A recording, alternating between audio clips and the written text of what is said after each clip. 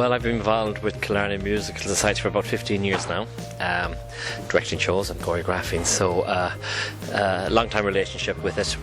We used to put on our shows in Irish Poetry, but we're delighted that nowadays we have the facility of the INEC, and I suppose through the years we've branched out and been more ambitious and tried different productions. I suppose this will be one of the biggest, ambitious productions that we'll have tried to date, Ghost the Musical. So we're really looking forward to, yeah. So you're doing Ghost the Musical.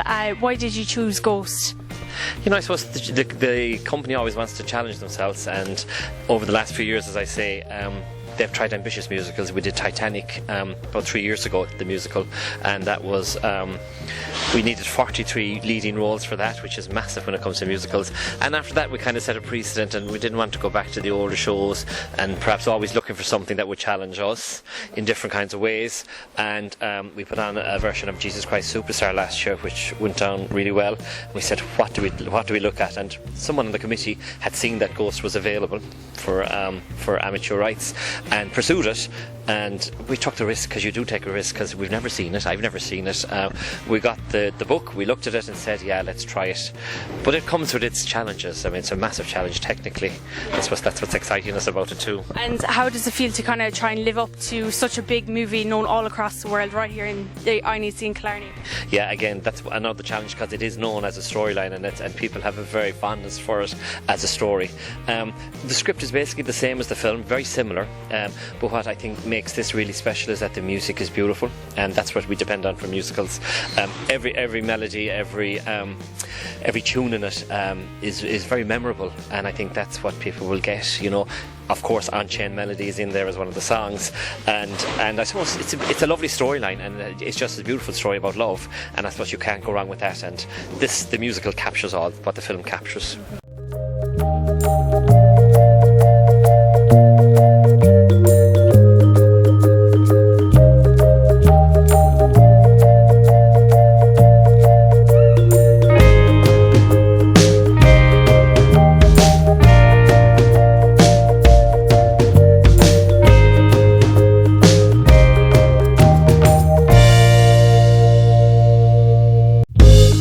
And how did the main actors get their parts? Did they have to go through auditions, or? Yeah, every year that's the process. We would audition people, and again, it was open audition, and we had a great turnout, because I think people were excited about trying something new. And so we would have a first round audition, then we kind of recall people. So if we have 3 or 4 in mind for a specific role, we'd recall them back and then look at them together and choose who we think is. And to be honest, casting is, I think, as a director, is vital. If you get the casting right, you're 90% there. And sometimes it's what they bring themselves to the part. If they're naturally kind of like that person, you know, if they're funny and the role is funny, then it always helps. So you try and cast it as closely as possible. What do you think is the key to being a good and believable actor? Okay, I just think I always say to them is to be credible, because and there's a whole word about believe, is the whole essence of this story. But I always say to them, if you believe in it, the audience will believe in it. If you pretend it, they know you're pretending and it's not real. Dialogue is almost like they would talk on TV, because TV is different to stage.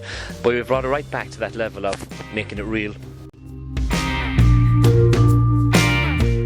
Yeah, you can buy them on Ticketmaster through the whole INEC website itself.